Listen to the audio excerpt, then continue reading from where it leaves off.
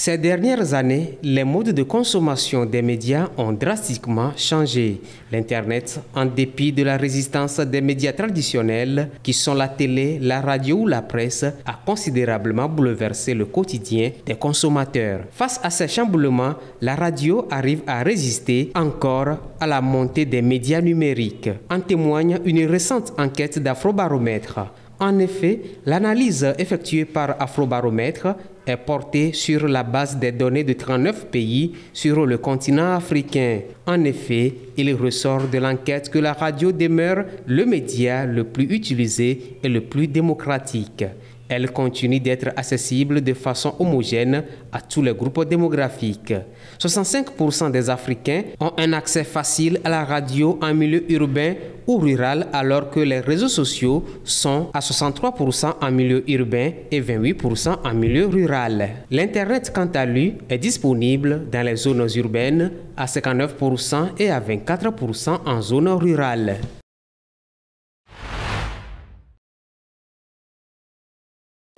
Les conditions à remplir pour obtenir une pièce d'identité sont-elles difficiles et insupportables pour les citoyens togolais?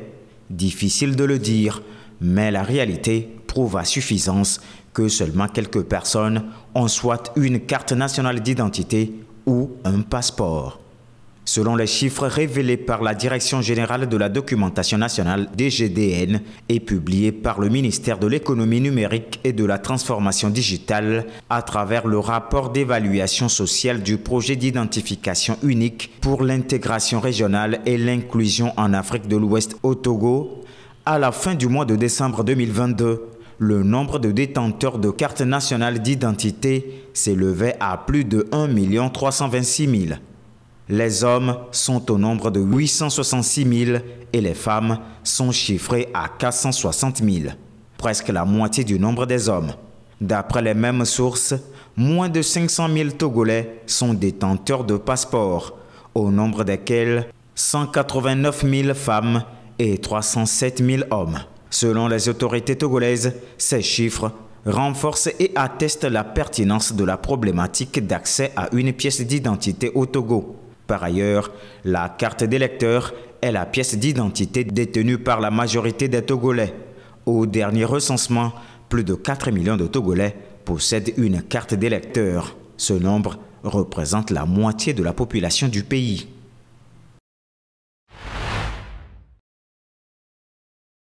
Le Togo entend garantir à l'horizon 2030 un accès universel à des services énergétiques fiables, durables et à un coût abordable.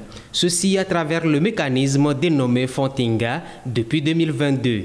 Après une première phase dans les régions du nord, du centre et des plateaux, le programme est désormais opérationnel dans la région maritime.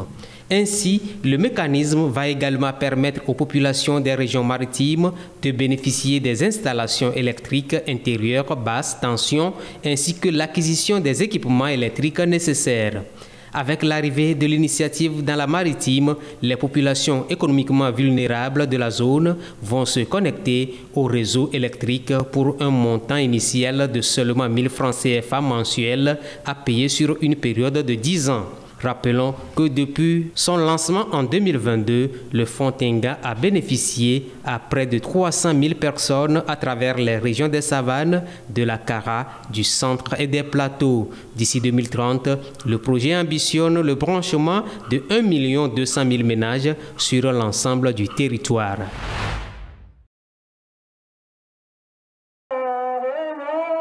Nichée au cœur d'une forêt luxuriante, l'église Abounet Tekle Haymanot est perçue par les Éthiopiens comme étant un lieu empreint de sérénité et de sacralité. Les chrétiens orthodoxes d'Éthiopie sont venus célébrer le Vendredi Saint. Ils commémorent la résurrection de Jésus et célèbrent la fin d'un jeûne de 2 mois connu sous le nom de Houdadé ou Abietsom. À l'église Kidous Gabriel, Megabi Hadis Lik Mariam a dirigé le service en se distinguant par sa tenue dorée. Il est écrit dans la première épître aux Corinthiens que le Christ est ressuscité d'entre les morts et qu'il est devenu lui-même un des prémices de ceux qui se sont endormis. Nous célébrons la date à laquelle notre Seigneur et Sauveur Jésus-Christ est ressuscité d'entre les morts. En disant cela, nous témoignons de la résurrection de Jésus-Christ dans ce service et nous soulignons que, tout comme il a été ressuscité, nous les croyants ressusciterons également. La plupart des églises occidentales ont célébré Pâques le 31 mars, tandis que les églises orthodoxes orientales suivent l'ancien calendrier julien et célèbrent Pâques le 5 mai. Malgré une panne d'électricité pendant le service, les fidèles ont poursuivi leurs prières en utilisant des bougies pour s'éclairer.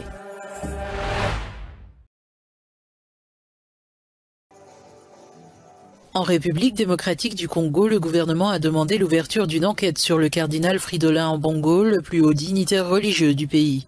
Le cardinal est accusé d'avoir fait des déclarations séditieuses sur la guerre en cours dans l'est de la RDC, suscitant la colère des partisans de Félix Tshisekedi. Le cardinal a tenu des propos qui nous ont profondément blessés. Il est question de notre pays. S'il était un vrai citoyen congolais, il ne ferait pas de telles déclarations. Il est censé motiver les gens à l'église. Il n'y a personne qui est au-dessus de la loi. Le cardinal, c'est un clergé. Il a son statut. Peut-être que l'État ne connaît pas. Mais selon la Constitution, personne n'est au-dessus de la loi. Il n'est pas le premier à critiquer le pouvoir, ni le dernier. L'impasse entre le cardinal Fridolin Ambongo et le système judiciaire congolais est suivie de près par le Vatican. L'archevêque de Kinshasa est l'une des figures de proue du pape François sur le continent africain et membre du C9 parmi les cardinaux les plus proches conseillers du souverain pontife. Depuis des décennies, l'Église catholique de RDC critique ouvertement la corruption, les violations des droits de l'homme et la mauvaise gouvernance. De nombreux catholiques considèrent l'enquête du gouvernement sur le cardinal Ambongo comme un sacrilège. Cette décision risque de provoquer des divisions alors que la RDC peine à mettre fin à la guerre qui sévit dans l'est du pays. Chris Ochamringa, Africa News, Kinshasa. Les inondations en Afrique de l'Est inquiètent les Nations Unies. Jeudi, le porte-parole Stéphane Dujarric a fait part des inquiétudes de l'institution face aux sinistres causés par l'eau dans cette partie du continent. Le secrétaire général a exprimé sa profonde détresse à la nouvelle des centaines de vies perdues et de nombreuses personnes affectées par les fortes inondations au Burundi, au Kenya, en Somalie et en Tanzanie, ainsi que dans d'autres parties de l'Afrique de l'Est. Le secrétaire général souligne que les Nations Unies sont prêtes à offrir toute assistance supplémentaire qui pourrait s'avérer nécessaire en cette période difficile. Le secrétaire général est extrêmement préoccupé par les effets des phénomènes météorologiques extrêmes déclenchés par El Niño qui risquent de dévaster encore davantage les communautés et compromettre les moyens de subsistance.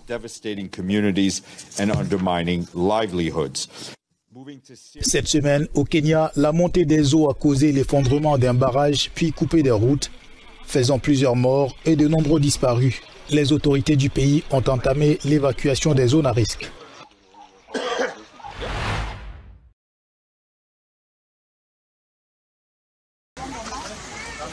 La Tanzanie est en état d'alerte ce week-end face au cyclone Idaya après des semaines de pluies torrentielles et d'inondations qui ont ravagé cette région d'Afrique de l'Est, faisant plus d'une centaine de morts. Les intempéries ont causé la destruction d'habitations au parc naturel de Mafia Island. Des arbres couchés au sol témoignent de la puissance des rafales de vent qui ont balayé cette île touristique. Les services de ferry entre Dar es Salaam et Zanzibar ont été suspendus alors que le cyclone Idaya s'approchait de la côte est africaine avec des vents pouvant atteindre 120 km/h. Une importante panne de courant a frappé la majeure partie de la Tanzanie. Au cours des dernières semaines, les inondations en Tanzanie ont tué 155 personnes et affecté plus de 200 000 autres après les fortes pluies de la saison de la mousson dans la région selon les autorités. L'Organisation météorologique mondiale avertit que le cyclone tropical Idaya menace d'aggraver la crise humanitaire dans les pays lourdement inondés d'Afrique de l'Est. Le phénomène climatique El Niño devrait durer jusqu'au début de la saison sèche qui commence généralement en juin.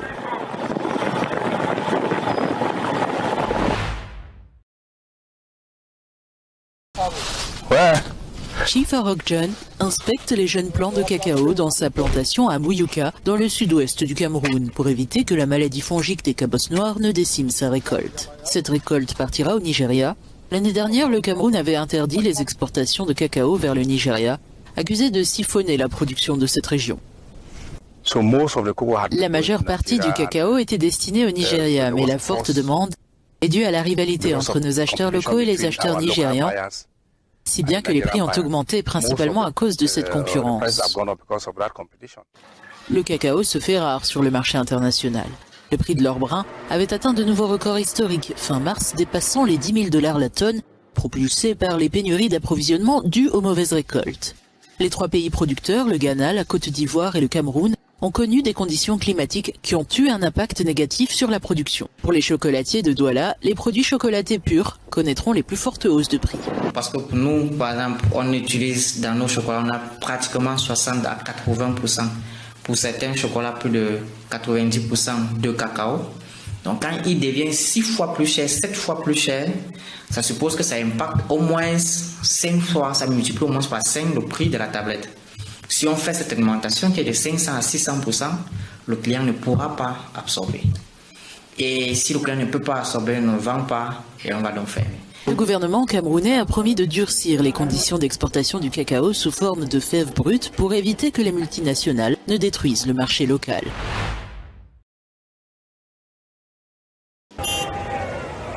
Le Real Madrid a remporté samedi son 36e titre de champion d'Espagne, une victoire acquise après la défaite de son éternel rival, le FC Barcelone, qui s'est incliné 4-2 face à Gérone au terme d'une saison remarquable du derby catalan. Avec 27 victoires et une seule défaite à 4 journées de la fin du championnat, le géant espagnol compte 13 points d'avance sur Gérone, son nouveau dauphin. N'ayant plus que 12 points à récolter, le Real est donc mathématiquement champion. Le moment le plus important a été à la fin de la saison, lorsque tout le monde pensait que le Real Madrid allait perdre ses points, ce qui n'a pas été le cas.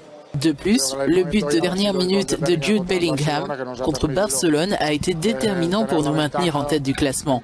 Dans l'ensemble, la saison a été marquée par la qualité des performances du premier au dernier match. Malgré le départ de joueurs clés tels que Karim Benzema, Ancelotti a su restructurer l'équipe pour mettre en avant de nouveaux talents, notamment Jude Bellingham, alors que Madrid attend avec impatience la traditionnelle photo du Mister où Ancelotti est entouré de ses joueurs. La ville savoure cette victoire qui confirme la position du club parmi les plus grands d'Europe.